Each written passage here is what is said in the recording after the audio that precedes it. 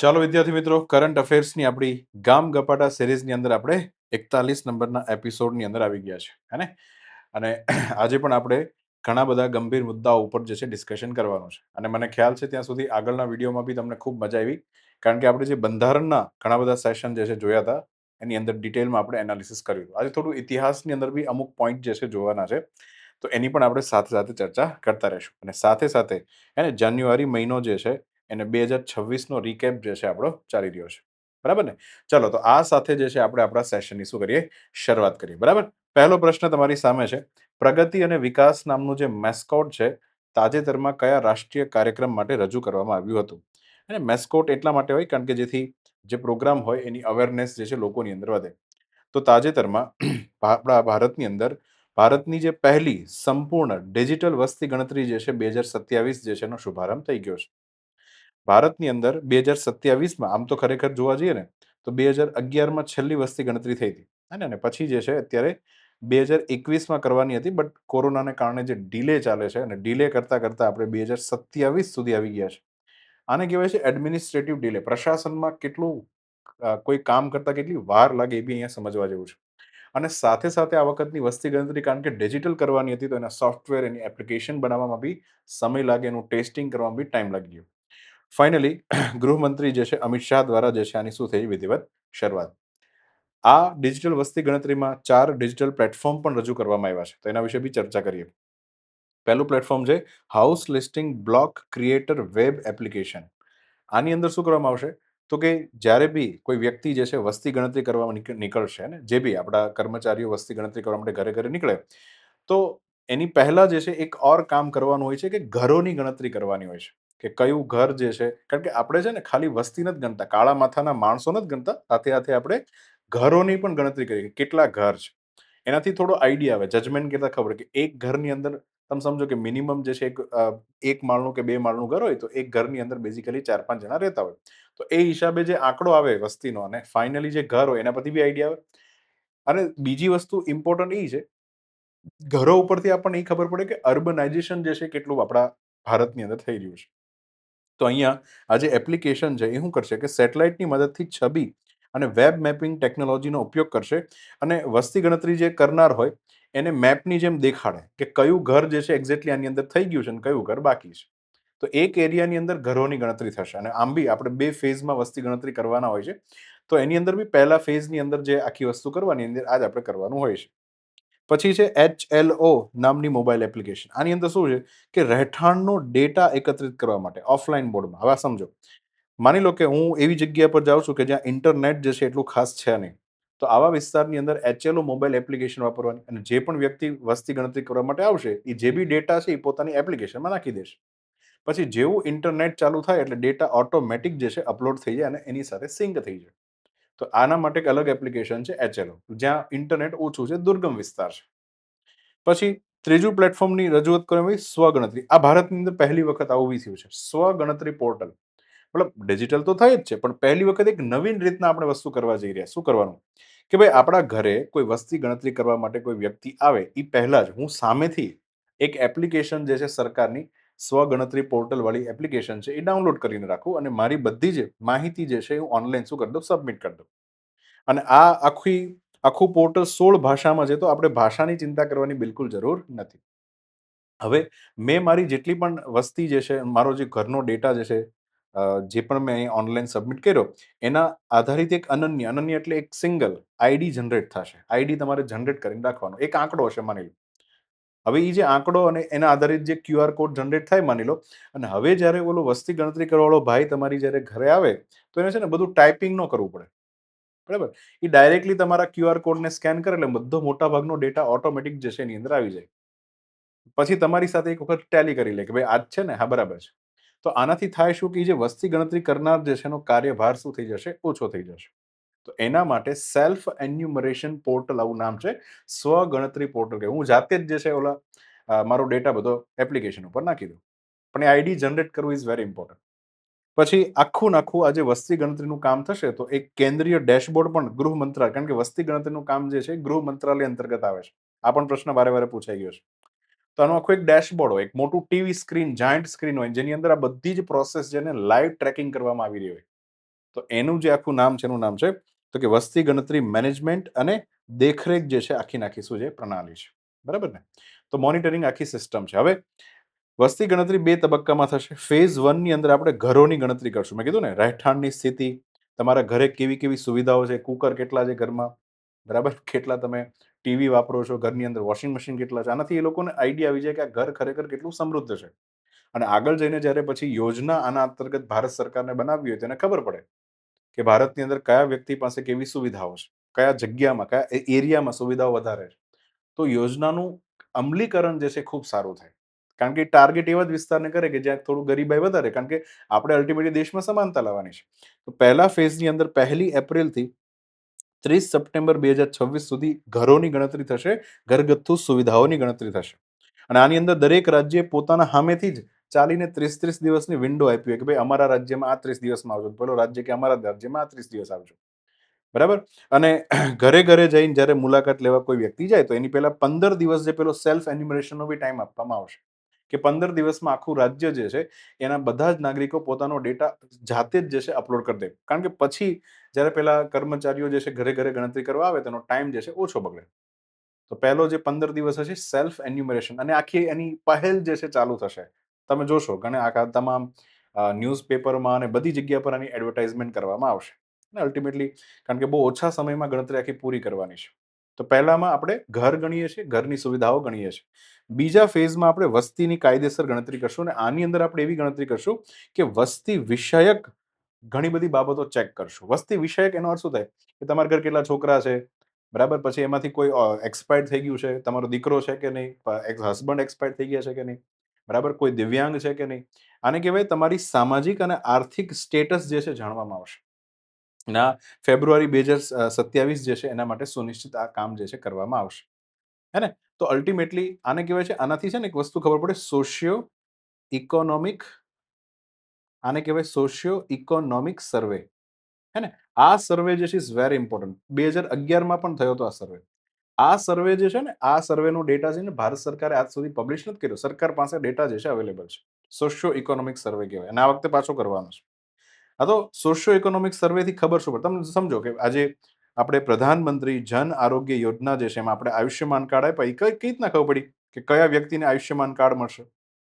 શરૂઆતમાં જે આયુષ્યમાન કાર્ડ યોજના આવી હતી, આયુષ્યમાન ભારત યોજના, જેમાં વીમા કવરેજ આપવાનું હતું, તેની અંદર એ લોકોએ શું કર્યું હતું કે ભાઈ સોશિયો ઇકોનોમિક સર્વેનો ડેટા 2011નો લીધેલો અને ખબર છે કે ભાઈ આની અંદર એવા જ વ્યક્તિના નામ લખવામાં આવ્યા છે કે જેની જે નીચી જાતિમાંથી છે, પછી અમુક એવા છે કે જે દિવ્યાંગ છે. તો આવા લોકોને ટાર્ગેટ કરીને એને ઘરે ઘરે જઈને આયુષ્યમાન કાર્ડ આપ્યું હતું. જો કે પછી છે ને ખબર પડી કે નહીં આ તો બહુ સારી યોજના છે, તો પછી બધાને આવકના હિસાબે કરી નાખ્યું. પણ પહેલા જે સોશિયો ઇકોનોમિક સર્વે જે છે એના બેઝ ઉપર આપણને આ રીતના આયુષ્યમાન ભારત યોજના ચલાવવામાં આવી હતી. બરાબર ને? તો એ પણ પાછો નવો અપડેટેડ ડેટા જે છે લેવામાં આવશે. પછી આપણા ભારતમાં જે બરફથી ઘેરાયેલા વિસ્તારો છે એના માટે અલગથી ટાઈમ પત્રક બનાવવામાં આવશે. ફોર એક્ઝામ્પલ લદ્દાખ, જેન કે હિમાચલ પ્રદેશ, ઉત્તરાખંડ. આની ગણતરી જે છે સપ્ટેમ્બર 2026 થી ચાલુ થવાની છે. કારણ કે એનું ટાઈમ શેડ્યુલ અલગ ચાલે. કારણ કે વિસ્તાર જે છે આખો બરફથી ઢંકાયેલો હોય. હવે આના અવેરનેસ કેમ્પેન માટે 2 માસ્કોટ બનાવ્યા છે, પ્રગતિ અને વિકાસ. પ્રગતિ જે છે આ બેન છે, આ બેનનું નામ પ્રગતિ, ભાઈનું નામ છે વિકાસ. અને એ પુરુષ વસ્તી ગણતરીકારનું પ્રતિનિધિત્વ કરે છે અને પેલું જે સ્ત્રી વસ્તી ગણતરીકારનું શું કરે છે? પ્રતિનિધિત્વ કરે છે. બરાબર ને? તો અહીંયા આન્સર આવશે વસ્તી ગણતરી 2027. આગળ વધીએ. માર્ચ 2026 થી કયા દેશે એના દેશની અંદર 16 વર્ષથી ઓછી ઉંમરના જેટલા બી યુઝર છે એના માટે સોશિયલ મીડિયા એક્સેસ ઉપર પ્રતિબંધ જાહેર કરી દીધા છે? કયો દેશ? તો બાજુમાં મેપ ઉપરથી ખબર પડી જવી જોઈએ કે આ દેશનું નામ છે ઇન્ડોનેશિયા. શું નામ છે? ઇન્ડોનેશિયા. ઇન્ડોનેશિયાનો તમે મેપ ચેક કરો, હે ને? તો અહીંયા તમને દેખાશે, અહીંયા જે આ આખો નાખો આ ટાપુ છે, પહેલો ટાપુ એને કહેવાય સુમાત્રા. આ આર્કિયોપેલિગો છે, એટલે ઘણા બધા ટાપુઓનો સમૂહથી આખો આ દેશ બને છે. તો ઇન્ડોનેશિયામાં અહીંયા જે છે સુમાત્રા છે, પછી અહીંયા છે જાવા છે, બરાબર? અહીંયા બોર્નિયો કરીને ટાપુ છે, બરાબર? અહીંયા એકદમ લાસ્ટમાં પપુઆ કરીને, હે ને? દક્ષિણ પપુઆ કરીને. પપુઆ ન્યૂ ગિની બોલે તો એ આખો અલગ કન્ટ્રી છે, ઉત્તરમાં છે. પણ ખાલી પપુઆ, દક્ષિણ પપુઆ ઇન્ડોનેશિયાનો એક જિલ્લો છે. આ રીતના આખું આખું ઇન્ડોનેશિયા જે છે આપણા સાઉથ ઈસ્ટ ડાયરેક્શનની અંદર ફેલાયેલું છે. અને એની રાજધાની જે છે જકાર્તા છે. રાજધાની કઈ છે? જકાર્તા. અચ્છા, તમને કદાચ ખબર હોય તો ઇન્ડોનેશિયામાં એક ઓર જગ્યા છે, એનું નામ છે બાંગડુંગ.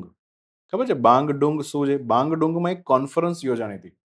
બાંગડુંગની એ એકમાત્ર એવી પરિષદ હતી કે જેમાં ભારતના વડાપ્રધાન જવાહરલાલ નહેરુએ ઘોષણા કરી હતી કે ભારત, કે જે હમણાં તાજો તાજો આઝાદ થયો છે, આ ભારત નહીં આર્થિક કેપિટલિસ્ટ કન્ટ્રી બનશે, નહીં કે સામાજિક એટલે કે રશિયા જેવો દેશ બનશે. આ મિશ્ર અર્થવ્યવસ્થા બનશે. આની જાહેરાત જે છે અહીંયા બાંગડુંગ ખાતે કરવામાં આવી હતી. બાંગડુંગની કોન્ફરન્સનું નામ શું છે અને આખી ચળવળનું નામ શું છે, અત્યારે જ કોમેન્ટ સેક્શનમાં ખબર હોય તો લખો.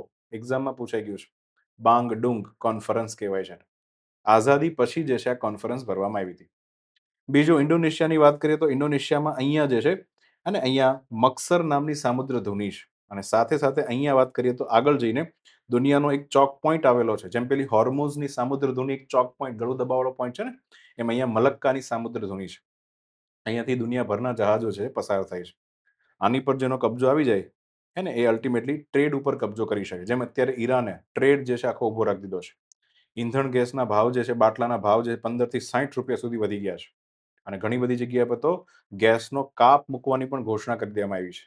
અને ગેસ આધારિત અને એલપીજી આધારિત કેટલી બધી ઇન્ડસ્ટ્રી ચાલે છે જેમાં ગેસની જરૂર પડે. ખાસ કરીને ટેક્સટાઇલ, ડાઇંગ મિલ, આ બધાની અંદર ગેસની જરૂર પડે. ગેસનો સપ્લાય જે છે હોર્મુઝને ચોક પોઈન્ટને કારણે અટકી ગયો છે. એ જ એવો જ ચોક પોઈન્ટ એટલે આ મલક્કાની સામુદ્ર ધુની છે. બરાબર ને? ચલો, તો ઇન્ડોનેશિયાએ બેઝિકલી પ્રતિબંધ મૂક્યો છે. એના બાળકો, હે ને, 16 વર્ષથી ઉંમર શું હોય બાળકો જોઈ, હા, ઉદ્દેશ્ય શું છે? સાયબર ધમકી, પોર્નોગ્રાફી, છેતરપિંડી અને વધુ પડતો જે ગાંડાની જેમ ઇન્ટરનેટનો ઉપયોગ કરે છે રાત દિવસ રીલ્સો જોવામાં, ટાઈમપાસ કરવામાં, આવા હે ને આવા બાળકોને આ બધી વસ્તુથી બચાવવા માટે વસ્તુ કરી છે. આ ઉપરાંત કેટલા દેશોએ પહેલેથી આ બધા પર બેન મૂક્યો છે? ઓસ્ટ્રેલિયા છે, સ્પેન છે, ફ્રાન્સ, મલેશિયા જે છે 2026 સુધીમાં વિચારી રહ્યું છે. ચાઇનાની અંદર રેસ્ટ્રિક્ટેડ યુઝ છે. અને ભારતની આત્મા ક્યારે જાગે હવે આપણે જોવાનું છે. તો આ રીતના પ્રતિબંધ મૂકી દેવામાં આવ્યો છે, હે ને, ઇન્ડોનેશિયા દ્વારા. સૌથી પહેલા ઓસ્ટ્રેલિયાએ મૂક્યો હતો. ચલો, સ્કાય રૂટ એરોસ્પેસ દ્વારા તૈયાર કરેલ ભારતનું પ્રથમ ખાનગી રીતે વિકસિત ઓર્બિટલ રોકેટ જે છે, નામ શું છે?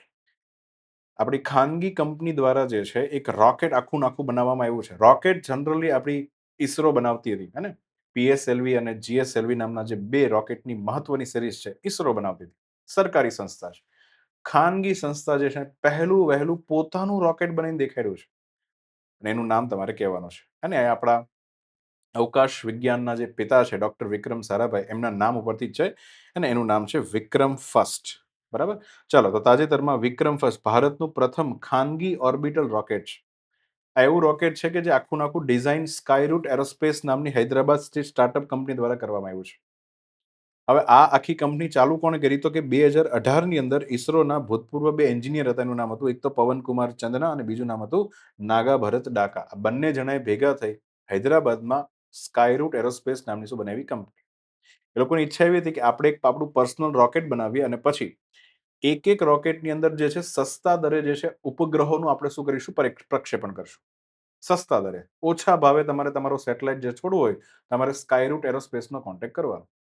બદલામાં સ્કાયરૂટ પોતાના રોકેટની અંદર જે છે સેટેલાઇટ જે છે ગોઠવી દેશે. અને આને જે છે ને નાનું એવું રોકેટ બનાવ્યું છે, મોટું રોકેટ નથી બનાવ્યું, હે ને. પીએસએલવી, જીએસએલવી મોટા રોકેટ. પીએસએલવી રોકેટ તો જ્યારે એક ઉડાન ભરે, તમે સમજો, એક રોકેટ બનાવવામાં પહેલા તો કેટલો ટાઈમ લાગે અને પછી એ રોકેટ જે છે એટલું મોટું હોય કે એની અંદર એક સાથે ઘણા બધા સેટેલાઇટને લઈ જાય. પણ મારે નાના નાના સેટેલાઇટ જે છે ફટાફટ છોડીને એક મહિનામાં રોકેટ બનાવીને ફાસ્ટ પ્રોસેસ કરવી હોય તો ઈ કામ જે છે સ્કાયરૂટ એરોસ્પેસ કરવા જઈ રહ્યું છે. મહિનામાં એક રોકેટ બનાવીને તૈયાર કરી નાખશે. તમે સમજો છો? તો આ રીતના જે છે ભારતનું ખાનગી ક્ષેત્ર જે છે ધીરે ધીરે સ્પેસ ક્ષેત્રમાં આગળ વધી રહ્યું છે. હે ને. તો મોટાભાગના લોન્ચ પ્રદાતાઓ એટલે કે ઈસરો જે છે એ એક મિશનમાં અનેક ઉપગ્રહો જે છે વહન કરે છે. પણ સ્કાયરૂટ જે છે નાના ઉપગ્રહો માટે એક ડેડિકેટેડ અને લોન્ચ યાન જે છે પ્રદાન કરવાનો હેતુ ધરાવે છે. નાના પ્રક્ષેપણોની માંગ કેમ છે? કારણ કે કઈ જગ્યા પર આવા નાના નાના સેટેલાઇટની ડિમાન્ડ હોય? તો એક તો કમ્યુનિકેશન સેટેલાઇટ, સંદેશા વ્યવહાર માટે, પછી અર્થ ઓબ્ઝર્વેશન માટે, ફોટા બોટા પાડવા માટે, અને સાયન્ટિફિક રિસર્ચ કરવા માટે જે છે સેટેલાઇટની શું હોય છે? જરૂર હોય છે. એટલા માટે ઈસરોની તો રાહ જોવી પડે કે ક્યારે ભાઈ એનું આખું રોકેટ બને. કારણ કે 3-4 મહિને તો આખું રોકેટ તૈયાર થાય, તેનું ટેસ્ટિંગ થાય, પછી તમે ઊંચા ભાવે જે છે પીએસએલવી જે છે એની અંદર તમે રોકેટ છોડી શકો. એના કરતાં અહીંયા તમને પ્રાઇવેટમાં નાના નાના ઉપગ્રહ ફટાફટ તમે છોડાવી શકો. અને સતીશ ધવન સ્પેસ સેન્ટરથી આ રોકેટ જે છે લોન્ચ થશે. અને અહીંયા જે છે આ લોકોએ ખર્ચ ઘટાડવા માટે, કારણ કે સીધી વસ્તુ છે, પ્રાઇવેટ કંપની છે તો ખર્ચ ઘટાડીને એફિશિયન્સી વધારવા માટે કામ કરશે. તો એ લોકોએ શું કર્યું? એક તો કાર્બન ફાઇબર વાળી રચના બનાવી જેથી રોકેટનો મલ્ટિપલ વખત યુઝ થઈ શકે. કાર્બન ફાઈબર નેનો ટેકનોલોજીથી બનતેલું મટીરિયલ છે. એ મટીરિયલ એવું મટીરિયલ હોય કે જે હલકું છે અને સાથે સાથે ખૂબ મજબૂત હોય. બીજું, આ ખૂબ ગજબની વસ્તુ છે કે એ લોકોએ 3D પ્રિન્ટિંગનો યુઝ કર્યો છે. એડિટિવ મેન્યુફેક્ચરિંગ ટેકનિકને આધારે એ લોકોએ આખું નાખું એન્જિન બનાવ્યું છે. આખું નાખું એન્જિન. કારણ કે એક મહિનામાં મારે રોકેટ બનાવવાના છે ફટાફટ. તો એના એન્જિન બી તો ફટાફટ બનાવવા પડે. તો 3D પ્રિન્ટિંગથી એક એડિટિવ લેયર જે છે ગોઠવાતું જાય, નાખું એન્જિન તૈયાર થઈ જાય. હાલો એન્જિન બની ગયું, હાલો ઘુસાડો, હાલો છોડો. એટલી સ્પીડમાં જે છે કામ થશે. અને એડવાન્સ લેવલની જે છે પ્રપલ્શન સિસ્ટમ પણ આની અંદર છે. તો આ રીતના એને સ્કાયરૂટ એરોસ્પેસ જે છે પોતાનું રોકેટ છોડવાનું છે. અને આ બધું એટલા માટે થઈ શક્યું છે કારણ કે નરેન્દ્ર મોદી સાહેબનું વિઝન હતું ઇન સ્પેસ. હે ને, Indian national space promotion and authorisation centre. આખી એક એવી સંસ્થા છે, ડિપાર્ટમેન્ટ ઓફ સ્પેસ અંતર્ગત કામ કરે છે. અને આ સંસ્થા બેઝિકલી ખાનગી ક્ષેત્રની ભારતમાં ભાગીદારી કઈ રીતના વધે સ્પેસમાં, એના માટેના પ્રયત્ન કરે છે. પ્રમોશનનું કામ કરે છે, સમજાય, લખ્યું છે પ્રમોશન. અને થપ્પો લગાવે એટલે કે ઓથોરાઇઝેશન સેન્ટર છે. બરાબર ને? તો આ રીતના ભાઈ ઇનસ્પેસનું પણ બહુ મોટું યોગદાન છે. આ બધી સંસ્થાઓ વિશે ઓલરેડી હું આગળના લેક્ચરોમાં ભણાવી ગયો છું. ચલો, તો અહીંયા જે છે વિક્રમ 1 ઇઝ ધ રાઈટ આન્સર. આ ઉપરાંત આગળ બી એ લોકોએ વિક્રમ S પણ બનાવ્યું હતું, સ્મોલ સ્કેલનું. પણ વિક્રમ 1 જે છે ઓફિશિયલી જે છે ઓર્બિટલ રોકેટ જે છે તરીકે લોન્ચ થવા જઈ રહ્યું છે. ચાલો, વરિષ્ઠ રાજદ્વારી એક IFS ઓફિસર જે છે, ઇન્ડિયન ફોરેન સર્વિસ વાળા અધિકારી, વિદેશ સેવા, નામ છે તરણજીતસિંહ સંધુને કયા યુનિયન ટેરેટરીના લેફ્ટનન્ટ ગવર્નર તરીકે નિયુક્ત કરવામાં આવ્યા છે?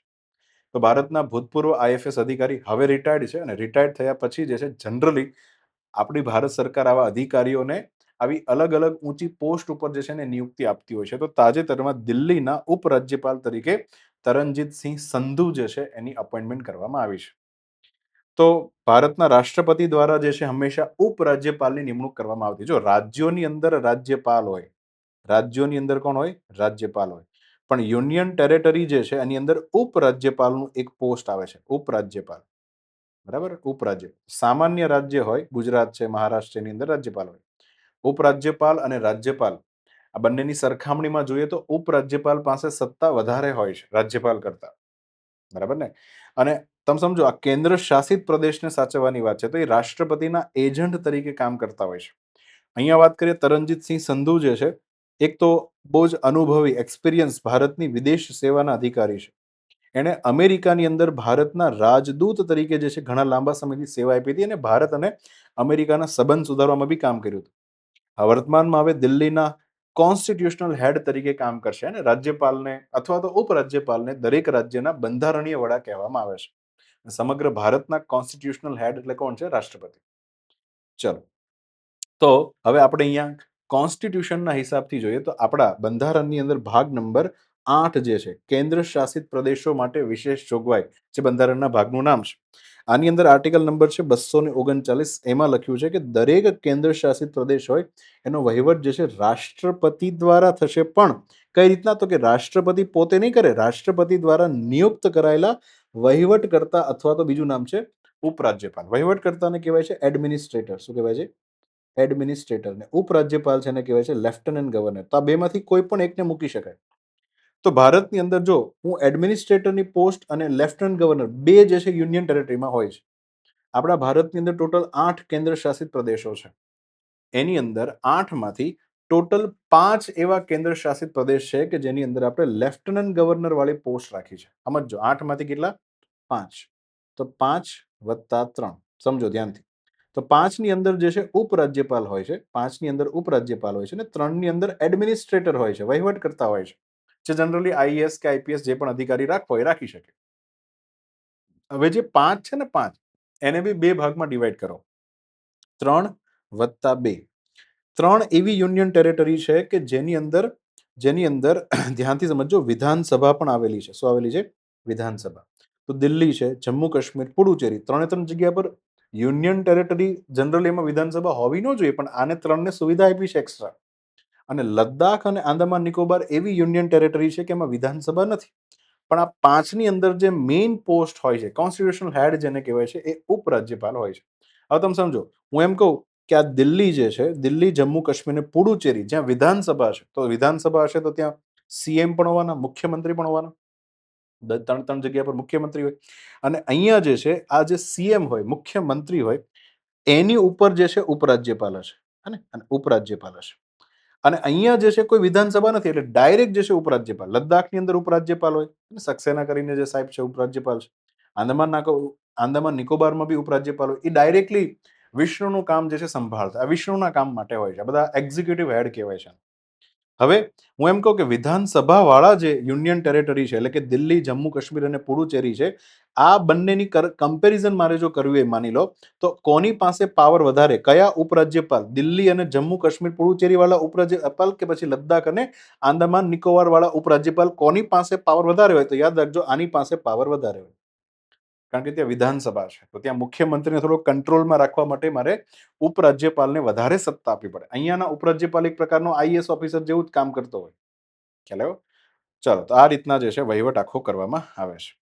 બરાબર.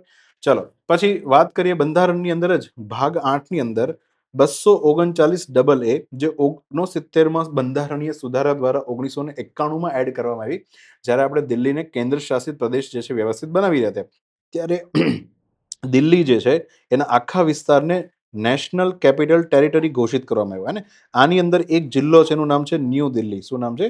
ન્યૂ દિલ્હી. તો એનસીટી નો ભાગ છે ન્યૂ દિલ્હી. અને અહીંયા જે છે એનસીટી માટે ખાસ વિશેષ જોગવાઈ કરવામાં આવી છે 239 AA ની અંદર. આની અંદર એક વાત લખી છે, ધ્યાનથી સમજજો. આમાં લખ્યું છે કે દિલ્હીની અંદર જે પણ વ્યક્તિ ઉપરાજ્યપાલ હશે, દિલ્હીની અંદર જે પણ વ્યક્તિ ઉપરાજ્યપાલ હશે, એની પાસે 3 એક્સ્ટ્રા જે છે ફેસિલિટી હશે, 3 એક્સ્ટ્રા બાબત ઉપર કાનૂન બનાવવાના અધિકાર હશે દિલ્હી વાળા ઉપરાજ્યપાલ પાસે, જે અત્યારે બન્યા છે. એક તો પબ્લિક ઓર્ડર. પબ્લિક ઓર્ડર કોને કહેવાય? કે ભાઈ જાહેરમાં ધીંગાણું બિંગાણું થયું હોય, મારે એને જે છે કંટ્રોલમાં લાવવું હોય, તો જાહેર વ્યવસ્થા બગડે નહીં એના માટે જે પણ કામ કરવું હોય ને મુખ્યમંત્રી નહીં કરે. દિલ્હીના મુખ્યમંત્રી જે અત્યારે જે છે એ આ કામ નહીં કરે. એ કામ જે છે કોના હવાલે જશે? ઉપરાજ્યપાલ. દિલ્હીની અંદરની આખી જે પોલીસ છે, દિલ્હીની પોલીસ જે છે મુખ્યમંત્રીના કંટ્રોલમાં નથી હોતી, ઉપરાજ્યપાલ પાસે. અને દિલ્હીની અંદર જે જમીન છે, લેન્ડ રેવન્યુ રેકોર્ડ ને જમીનના જે બધા દાવાઓ જે છે એ બધું જ જે છે ઉપરાજ્યપાલના અંડરમાં. અને ઉપરાજ્યપાલ જે છે આનો આખો વહીવટ પોતાની પાસે રાખે છે. બરાબર ને? એમાં બી ઉપરાજ્યપાલ એટલે કે એ રાષ્ટ્રપતિનો એજન્ટ છે, ને રાષ્ટ્રપતિ પાસે બી પોતે કઈ સત્તા નથી, તો અલ્ટિમેટલી તો પ્રધાનમંત્રી પાસે સત્તા છે. બધું છેલ્લે તો પ્રધાનમંત્રી પાસે જશે, કારણ કે ઉપરાજ્યપાલ તો કોનો એજન્ટ છે? ઉપરાજ્યપાલ જે છે એ રાષ્ટ્રપતિનો એજન્ટ છે. રાષ્ટ્રપતિ પાસે ખુદ કોઈ પાસે તાકાત નથી, તો અલ્ટિમેટલી તો પ્રધાનમંત્રી અને એનું આખું કેબિનેટ જે છે આ તમામ 3 બાબત જે છે ને સંભાળતું હોય છે. તમે સમજો ધ્યાન. ગૃહ મંત્રાલય આપણું જે છે ને કેન્દ્રનું, એ દિલ્હીની પોલીસને સંભાળતું હોય છે. ખ્યાલ આવ્યો ને? ચલો, દિલ્હીમાં મુખ્યમંત્રી પાસે જે છે આ 3ને છોડી દો, બાકી બધા જ સબ્જેક્ટ જે છે એની પર કાનૂન અથવા તો નિર્ણય લેવાની શું હોય છે? સત્તા હોય છે. એટલે એવું કેજરીવાલ જે વારે વારે પહેલા જયારે મુખ્યમંત્રી વારે શું કહેતો કે દિલ્હીને રાજ્યનો દરજ્જો આપો. કેમ? કારણ કે અહીંયા જો ઘણા બધા મેઇન પાવર જે છે દિલ્હીના મુખ્યમંત્રી પાસે નથી. જમીનનો પાવર હોવો ખૂબ જરૂરી છે. એ જ એના મુખ્યમંત્રી ઇલેક્ટેડ વ્યક્તિ પાસે પાવર નથી, ચૂંટાયેલા વ્યક્તિ પાસે. બરાબર ને? તો આ ખેલ છે. એટલા માટે જો વાત થાય છે કે પૂર્ણ રાજ્યનો શું મળે? દરજ્જો. પણ એ કોઈ દિવસ થવાનું નથી. બીજું, નિમણૂક કોણ કરે ઉપરાજ્યપાલની? તો ભારતના રાષ્ટ્રપતિ નિમણૂક કરે. એના હસ્તાક્ષર અને વોરંટ હેઠળનો જે પત્ર હોય એના દ્વારા શું થાય? નિમણૂક થાય. કયો વ્યક્તિ કેટલા સમય માટે કાર્યકાળ જે છે ઉપરાજ્યપાલનો રહી શકે? તો એના માટે રાષ્ટ્રપતિની ખુશી કે રાષ્ટ્રપતિને મજા આવે ત્યાં એની મરજી સુધી જે છે ઉપરાજ્યપાલ તરીકે રહી શકે છે. બંધારણમાં કાર્યકાળ આપવામાં નથી આવ્યો. ઇઝ વેરી ઇમ્પોર્ટન્ટ, યાદ રાખજો. ઇવન રાજ્યપાલનો પણ કાર્યકાળ આપવામાં નથી આવ્યો. લાયકાત પણ હે ને રાજ્યપાલ કે ઉપરાજ્યપાલની આખા બંધારણમાં ક્યાંય નિવૃત્ત કરવામાં ડિક્લેર કરવામાં આવી નથી. હવે વાત કરીએ તો ઉપરાજ્યપાલ તરીકે જનરલી કોને બનાવવામાં આવે? જેમ કે અહીંયા જે છે રિટાયર્ડ આઈએફએસ ઓફિસર હતા, એને બનાવે. તો નિવૃત્ત સિવિલ સર્વન્ટ છે, લશ્કરી અધિકારી છે અને અનુભવી રાજકારણીઓને બનાવવામાં આવે છે. ચાલો, તો દિલ્હી જે છે ફાઇનલી આન્સર આવશે. આગળ વધીએ. ઇન્ડિયન ઇન્સ્ટિટ્યૂટ ઓફ સાયન્સ ક્યાં છે ભાઈ? આ છે બેંગ્લોરમાં. ઇન્ડિયન ઇન્સ્ટિટ્યૂટ ઓફ સાયન્સ જે બેંગ્લોરમાં છે, એને એક ઇનિશિયેટિવ લીધું છે અને એના અંતર્ગત આપણા જે દિમાગ જે છે, આપણું દિમાગ હોય એને એની અંદર કો પ્રોસેસર. તમે સમજો, આપણું દિમાગ જે છે એક પ્રકારનું પ્રોસેસર છે. શું છે? પ્રોસેસર. જે પ્રોસેસ કરે ડેટાને, શું કરે? પ્રોસેસ કરે. એની સાથે એને મદદ કરવા માટે કો પ્રોસેસર કે દિમાગને મદદ કરવા માટે જે છે એક અલગ ચિપ જે છે મગજની અંદર ફિટ કરવા માટે આખો નાખો એક પ્રોજેક્ટ જે છે આઈઆઈએસસી બેંગ્લોરે હમણાં તાજેતરમાં લોન્ચ કર્યું હતું. તો એ જે પ્રોજેક્ટ જે છે એનું બેઝિકલી નામ શું છે તમારે 4માંથી કહેવાનું છે, જેથી આ આપણા બ્રેઇનની અંદર અમુક જે સમસ્યા આવે, સ્ટ્રોકની સમસ્યા છે, આ બધી સમસ્યાથી નિવારી શકે. તો Indian institute of science Bengaluru જે છે એને એક બહુ જ મહત્વાકાંક્ષી પ્રોજેક્ટ ચાલુ કર્યું, નામ છે બ્રેઇન કો પ્રોસેસર મૂન શોટ પ્રોજેક્ટ. મૂનશોટ પ્રોજેક્ટની અંદર કરવાનું શું છે, તો કે ભાઈ આ એક તો એઆઈ એનેબલ્ડ ન્યુરન ટેકનોલોજીથી કામ કરે છે, એટલે કે મગજમાં એક ચિપ ઘુસાડવામાં આવશે અને જે મગજના બધા સંદેશાઓને વાંચશે અને પછી એને એઆઈની મદદથી શું કરશે, પ્રોસેસ કરશે. ખાસ કરીને એવા વ્યક્તિ કે જેને અલગ અલગ પ્રકારના સ્ટ્રોક આવ્યા હોય, મગજ ઉપર જે એક પ્રકારનો આઘાત લાગ્યો હોય ને જેના કારણે આપણા બ્રેનની અંદર એક ક્ષમતા છે ને કહેવાય મોટરિંગ એબિલિટી. મોટરિંગ એબિલિટી જો તમને કહી દઉં, મોટરિંગ એબિલિટી એટલે શું? આજે હું મારો હાથ જે છે આ રીતના આમાં હલાવી શકું છું, તો આ હાથ હલે છે ને એને મોટરની, કારણ કે તમે સમજો, એવું સમજો કે મોટર ફિટ કરી છે, તો એ બ્રેનથી નક્કી થતું હોય છે આ મોટર. મારી આંગળી જે છે આમાં આમ થાય છે, આખી ભાઈ આમાં આમ થાય છે, આમાં એ એના કારણે થાય છે, કારણ કે મારા દિમાગની અંદર જે છે મોટરિંગ એબિલિટી છે, એ મારા, હું ધારું તે દિશામાં મારા હાથ બાથ બધાને ફેરવી શકું. કોઈ રોબોટ બનાવવાનું હોય ને એની અંદર બી તમારે આ વસ્તુ ચેક કરવાનું હોય કે મોટરિંગ એબિલિટી એની પાસે છે કે નહીં. પણ જે વ્યક્તિને આવો મગજમાં સ્ટ્રોક પડ્યો હોય, કોઈ આઘાત આવ્યો હોય મોટાપણનો, તો એની મોટરિંગ એબિલિટી જે છે બંધ થઈ જાય. પછી અંદરથી વિચારે ને તો બી હાથ બિચારો ઊંચો ન કરી શકે. તો આવા કેસીસમાં આજે ચીપ જે છે લગાવી દેવામાં આવશે, તો એ સ્ટ્રોકના દર્દીવાળા જે છે એના ઇલાજમાં જે છે ઘણી બધી સારવારમાં સુવિધા મળશે. આવું બધું પ્રોજેક્ટથી થશે ફ્યુચરમાં. એલન મસ્કની વાત કરું તો એણે પણ આવો જ કંઈક પ્રોજેક્ટ પોતાના દેશમાં, નામ છે ન્યુરાલિંક, અને એ વાંદરાઓની અંદર બધી ચીપ જે છે સેટ કરે છે. તો અહીંયા મૂન શોટ જે છે પ્રોજેક્ટનું સાચું નામ છે, યાદ રાખજો. આગળ વધીએ. ગુજરાત યુનિવર્સિટીની અંદર શરૂ કરાયેલો એક એવો કાર્યક્રમ કે જેની અંદર ઇન્ક્યુબેશન અને માર્ગદર્શન દ્વારા મહિલાઓની આગેવાની હેઠળના સ્ટાર્ટઅપ્સને ટેકો આપવાનો ઉદ્દેશ્ય છે. તે કાર્યક્રમનું નામ તમારે કહેવાનું છે. આપણા ગુજરાત યુનિવર્સિટી અને અમદાવાદમાં જે આવેલી છે એની અંદર બેઝિકલી ભૂપેન્દ્ર પટેલે આ કાર્યક્રમની શું કરી, શરૂઆત કરી. જે પણ મહિલા નવો સ્ટાર્ટઅપ ખોલવા માંગે છે એને એનું જે સ્ટાર્ટઅપ જે ઇન્ક્યુબેશન ફેઝમાં હોય, એટલે કે નાનું બચ્ચું હોય, એનું સ્ટાર્ટઅપ બહુ જ નાનું બચ્ચું, એને શરૂઆતમાં જે સલાહની જરૂર પડે, તો એ સલાહ જે છે આ પ્રોગ્રામ અંતર્ગત આપવામાં આવશે મહિલાઓ. તો એ પ્રોગ્રામનું છે, તમને દાદાની પાછળ નામ દેખાતું હોય, તેનું નામ શું છે? હર સ્ટાર્ટ. શું નામ છે? હર સ્ટાર્ટ. તો ભૂપેન્દ્ર પટેલે હર સ્ટાર્ટ કાર્યક્રમ જે છે, જે વર્ષોથી ચાલે જ છે, 5મી એની આવૃત્તિ છે, 5મી આવૃત્તિનો પ્રારંભ કરાયો. આની અંદર જે છે મહિલા ઉદ્યોગ સાહસિકોને સ્ટાર્ટઅપ ઇન્ક્યુબેશન કઈ રીતના ચાલુ કરવું, પછી રોકાણ કઈ રીતના, ફંડ કે પૈસા કઈ રીતના ભેગા કરવા, અને ખાસ કરીને એક વખત સ્ટાર્ટઅપ ચાલુ થઈ જાય તો પછી બજારમાં કઈ રીતના પ્રવેશ કરવો, આ બધા વિશે જે છે એક્સપર્ટ દ્વારા જે છે ઇન્ફોર્મેશન આપવામાં આવશે. તો હર સ્ટાર્ટ નામનો પ્રોગ્રામ જે છે ચાલુ કરવામાં આવ્યો છે. પછી જાડિયાઓ માટે વિશ્વ સ્થૂળતા દિવસ જે છે એ કઈ તારીખે વૈશ્વિક સ્તરે ઉજવવામાં આવે છે? હે ને, આપણા વૈશ્વિક જે સ્થૂળતા દિવસ છે એનો હમણાં તાજેતરમાં એક એવો રિપોર્ટ આવ્યો છે કે ભારતની અંદર બાળકોની અંદર બેઝિકલી સ્થૂળતા જે છે એનું પ્રમાણ ખૂબ વધી ગયું છે. જાડિયા છોકરા આપણા ભારતની અંદર વધી રહ્યા છે. બરાબર ને? તો સમજીએ. વિશ્વ સ્થૂળતા દિવસ જે છે 4મી માર્ચના રોજ ઉજવવામાં આવે છે. એક એનજીઓ છે, બેઝિકલી એનું નામ છે વર્લ્ડ ઓબેસિટી ફેડરેશન. ઓબેસિટીનો અર્થ એવો થાય કે સ્થૂળતા. શું થાય? સ્થૂળતા મતલબ વ્યક્તિ જે છે એનું વજન વધારે છે ઉંમરમાં, અને હાઇટની હિસાબે એનું વજન કેવું છે? વધારે છે. તો એના દ્વારા બેઝિકલી વર્લ્ડ ઓબેસિટી એટલાસ 2026 નામનો એક રિપોર્ટ પબ્લિશ કરવામાં આવ્યો, અને એમાં કહેવામાં આવ્યું કે ભારતની અંદર જે બચ્ચાઓ છે એની જાડિયાપણુમાં, એટલે કે મેદસ્વીતિમાં ચિંતાજનક દરે વધી રહ્યો છે. ભારતના બાળકો બહુ મોટા પ્રમાણમાં થમ્સઅપ સાથે પોપકોર્ન જે છે આરોગી રહ્યા છે. આ જાડિયાઓ જે છે વધી રહ્યા છે, જાડી ચામડીના બની રહ્યા છે. 1.5 કરોડ એવા બાળકો છે ભાઈ, જે 5 થી 9 વર્ષની ઉંમરના છે અને વધુ વજનવાળા છે અથવા તો મેદસ્વી છે. બાળકોની વાત કરીએ તો 5 થી 9 ની ઉંમરમાં આવા જાડિયા છે 1.5 કરોડ. અને 2.6 કરોડથી વધુ કિશોર છે, તરુણ છે, 10 થી 19 વર્ષની ઉંમરના, એ પણ શું છે? વધુ વજનવાળા છે. બરાબર. અને ઓવરઓલ દુનિયાની અંદર વાત કરીએ તો જાડિયા સૌથી વધારે ક્યાં છે? ચાઇનાની અંદર. પહેલા નંબર ઉપર ચાઇના છે, બીજા નંબર ઉપર જાડિયાઓમાં ભારત છે, અને ત્રીજા નંબર ઉપર અમેરિકા છે. સમજ પડી ને? આમ તો અમેરિકાને આમ તો પહેલા નંબર પર રાખવું, કારણ કે વસ્તીના સાપેક્ષે જોવાનું ને, આપણી વસ્તી કેટલી બધી વધારે, તો આંકડો તો આપણો મોટો જ આવવાનો છે. અમેરિકાની વસ્તી ઓછી ને તોય ત્રીજા નંબરે બેઠું છે, તો ખરેખર ઈ વધારે જાડિયાવાળો દેશ કહેવાય અમેરિકા. અને મારા દીકરા બર્ગર દાયવા જ કરે, પણ એમ જ.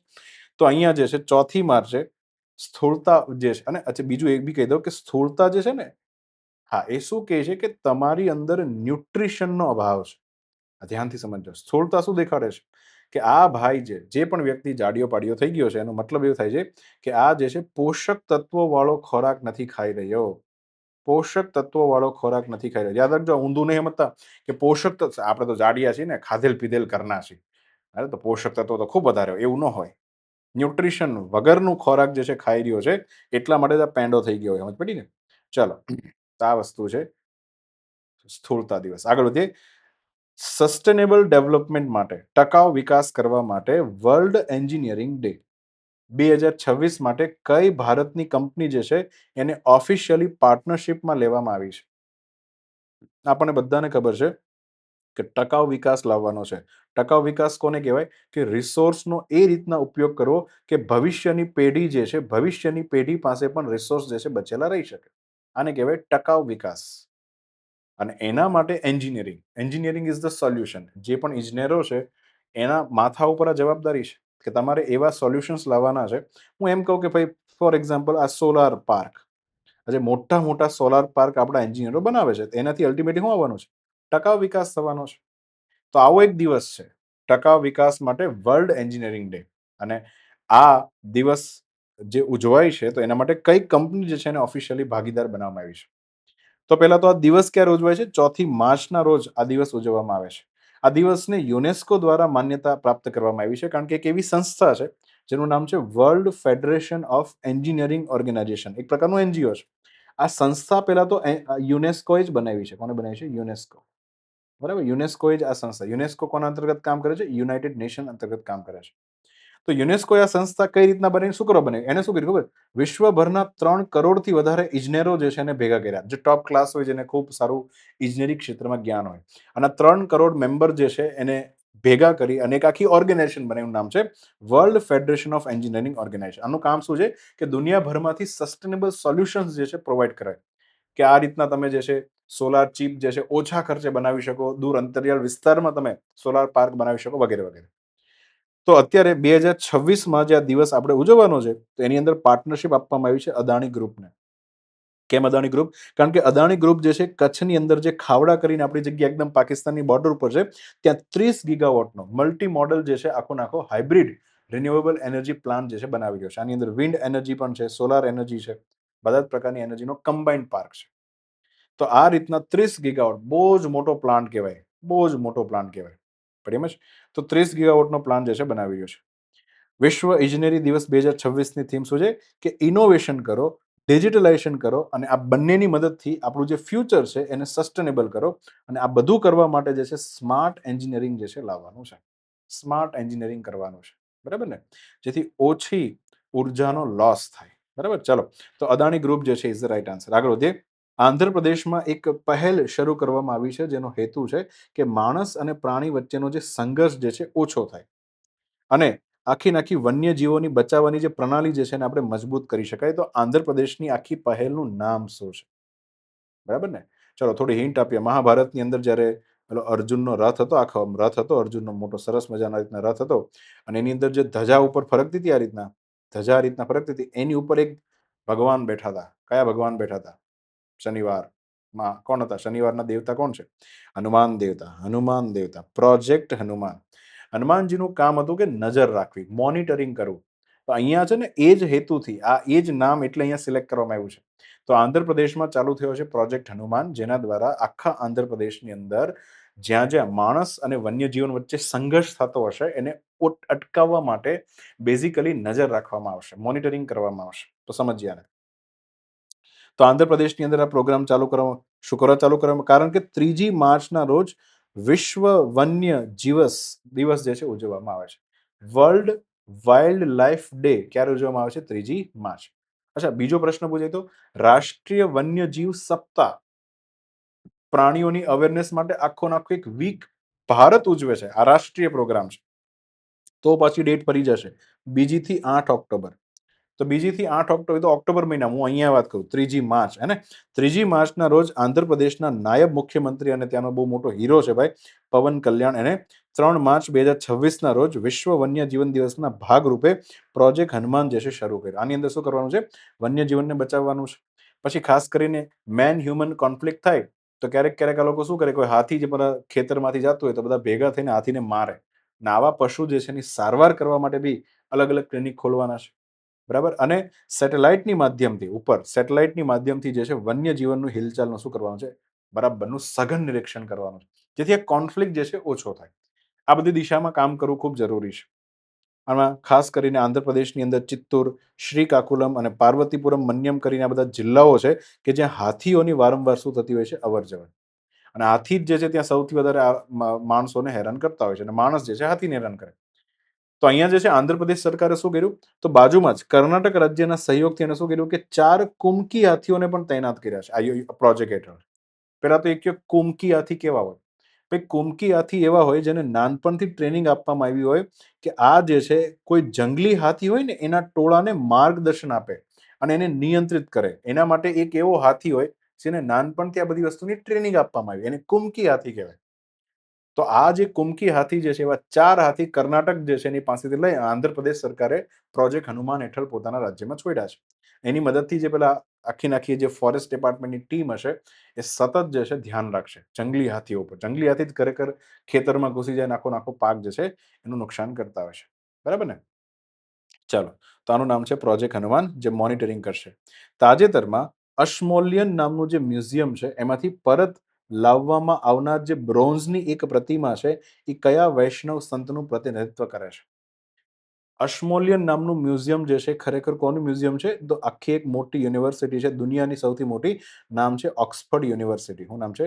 ઓક્સફર્ડ યુનિવર્સિટીનો જે આર્ટ એન્ડ કલ્ચરનો જે ડિપાર્ટમેન્ટ છે, આર્ટ એન્ડ કલ્ચર વાળો જે ડિપાર્ટમેન્ટ છે, એ આર્ટ એન્ડ કલ્ચર વાળા મ્યુઝિયમનું નામ છે અશ્મોલિયન મ્યુઝિયમ. આમાં દુનિયાભરથી અંગ્રેજોનું શાસન જે દુનિયાભરમાં રહ્યું, તો બધા દેશોમાંથી જ્યાં જ્યાં એને સારી સારી વસ્તુ મળે બધી વસ્તુ ઉંચકીને લોકો ત્યાં ભેગી કરી છે. બરાબર ને? તો આજે અશ્મોલિયન મ્યુઝિયમ છે હવે આપણને પાછી એક પ્રતિમા આપણને રિટર્ન આપે છે, જેને એક સમય ભારતમાંથી જ લીધેલી. એ કોની પ્રતિમા છે? તો એ કોની છે? તિરુમંગાઈ અલવર. અલવર સંત. અને મારે હવે, કારણ કે આ તિરુમંગાઈ અલવર આવી ગયા છે, તો આપણે આપણા ઇતિહાસના કોન્ટેક્સ્ટમાં જોઈએ કે આખી મોટો પર્સપેક્ટિવ, બ્રોડ પર્સપેક્ટિવથી આખી ઇન્ફોર્મેશન જોવી પડશે. અને આના માટે મારે તમને થોડું સમજાવવું પડશે. હું ઉપરથી અમે વધારે નહીં સમજાવું. નામ છે ભક્તિ આંદોલન. હે ને? ટેન્શન નહીં લેતા. ભક્તિ આંદોલન, ભક્તિ કરવાની છે. ભારતની અંદર એક આખું આંદોલન ચાલુ થયું. ભાઈ આંદોલન શું કરવા થાય? જ્યારે કોઈ જગ્યા ઉપર ત્રાસ વધે, અત્યાચાર વધે, અનીતિ વધે, કુરીતિ વધે, ખરાબ વસ્તુ વધે, ત્યારે જ જે તે દેશમાં શું થતું હોય? આંદોલન. આપણે કહીએ તો છીએ ભક્તિ આંદોલન, પણ સમજતા નથી હોતા કે આ ભક્તિ આંદોલન કઈ રીતના છે. તો સમજીએ હવે. આપણા ભારતના ઇતિહાસમાં 6ઠ્ઠી થી લઈ 9મી સદીમાં એક જબરદસ્ત વસ્તુ હતી. શું હતી? વાત છે દક્ષિણ ભારતની. આ દક્ષિણ ભારત. દક્ષિણ ભારતની અંદર 3 એવા ધર્મો હતો કે જેનો જબરદસ્ત એ સમયે દબદબો હતો. એક તો છે જૈનિઝમ, જૈન ધર્મ. બીજો છે બૌદ્ધ ધર્મ. હે ને? અને ત્રીજો જે છે એ આપણો હિન્દુ ધર્મ, પણ એને નામ આપવામાં આવ્યું છે કે બ્રાહ્મણ હિન્દુ ધર્મ. અને બ્રાહ્મણો દ્વારા પ્રેરિત જે હિન્દુ ધર્મ હતો એ, જેમાં બ્રાહ્મણોની સર્વોપરિતા હતી. તો આ 3નો ગજબનો હતો દબદબો. હવે કઈ રીતના દબદબો છે એ બી તમને સમજાવું. તો અહીંયા એવું છે કે આ લોકોએ, હવે આમાં જૈન અને બૌદ્ધને સાઈડમાં, કારણ કે જો બૌદ્ધ ધર્મમાં એક વસ્તુ છે, આમ તો બૌદ્ધ ધર્મમાં બી ઘણી બધી કુરીતિ એન્ટર થઈ ગઈ હતી, પણ બૌદ્ધ ધર્મ જે છે ઈશ્વરમાં નથી માનતો. શેમાં નથી માનતો? ઈશ્વર, કે ભગવાન જેવું કઈ હોતું નથી. તો સાઉથની અંદર જ્યાં બૌદ્ધ ધર્મ ફેલાતો હોય, તો એ લોકોને શું સમજાવતો હોય કે ઈશ્વરમાં માનવાનું રહેવા દે. જૈન ધર્મ જે છે એ એના તીર્થંકરોને જ ઈશ્વર કહે છે. તીર્થંકરોને શું કહે છે? ઈશ્વર. તો ત્યાં દક્ષિણ ભારતની અંદર જે હિન્દુ બ્રહ્મા, વિષ્ણુ, મહેશ આ બધાને પૂજતા હોય, તો જૈન ધર્મના લોકો જે છે એને એવું સમજાવતા કે ભાઈ અમારા તીર્થંકરો જે છે એ જ સાચા ઈશ્વર છે. અને જે બ્રાહ્મણ વાળો હિન્દુ ધર્મ છે એને જે છે ત્યાં શું કર્યું હતું? દક્ષિણ ભારતમાં તો જાતિ વ્યવસ્થાને ખૂબ કઠોર રાખી હતી. અને અહીંયા ભારતમાં, દક્ષિણ ભારતની અંદર ગંભીર સ્તરે જાતિવાદ હતો. બ્રાહ્મણ, ક્ષત્રિય, વૈશ્ય, શુદ્ર અને દલિત. બ્રાહ્મણો એવું કર્યું હતું કે ઉપરના જે અપર કાસ્ટ છે, ઉપરની જાતિવાળા જે લોકો છે, એમને ખાસ કરીને ઈશ્વર સુધી પહોંચવાનો અધિકાર છે, બાકી કોઈને નથી. આ ઉપરાંત ઘણી બધી અંધવિશ્વાસ અને કુરીતિઓ જે છે આખા ભારતમાં પ્રસરી ગઈ હતી. દોરા બાંધવાન, ટીલા ટપાલા કરવાન, ચપાલા કરવાન, જાત જાતની વસ્તુ જે છે ભારતમાં ઘૂસી ગઈ હતી. અને ખાસ કરીને એ સમયે નીચી લો કાસ્ટના માણસો માટે ઈશ્વર સુધીની પહોંચ જે છે એ આ બ્રાહ્મણોએ લગભગ ઇમ્પોસિબલ કરી નાખી. હવે કઈ રીતે કર્યું તમને સમજાવું. હવે તમે સમજો, 2 લેયર છે. તમે અહીંયા ધ્યાન આપજો. એક લેયર છે મનુષ્ય, આપણે બધા સામાન્ય માણસ, અને એક જે છે આપણે જેને કહીએ છીએ ઈશ્વર અથવા તો પરમાત્મા અથવા તો બ્રહ્મ. તમે જે નામ આપો, બધું એક જ છે. જે સુપ્રીમ ઓથોરિટી, જેવું માનવામાં આવે છે કે એ જ જે આખા યુનિવર્સને ચલાવે છે, માનવામાં આવે છે. હવે વાત એવી હતી કે મનુષ્ય જે છે એને સતત કોની સુધી પહોંચવું છે? ઈશ્વર સુધી પહોંચવું છે. તો અલ્ટિમેટલી આપણા ભારતની અંદર બે રસ્તા ઓલરેડી હતા. બે રસ્તા હતા. પહેલો રસ્તો હતો આ. એ છે કર્મકાંડ વાળો. કે જો તમારે કોઈ ઈશ્વર સુધી પહોંચવું છે તો તમારે પર્ટિક્યુલર ભગવાન જે છે એના યજ્ઞ કરવા પડશે.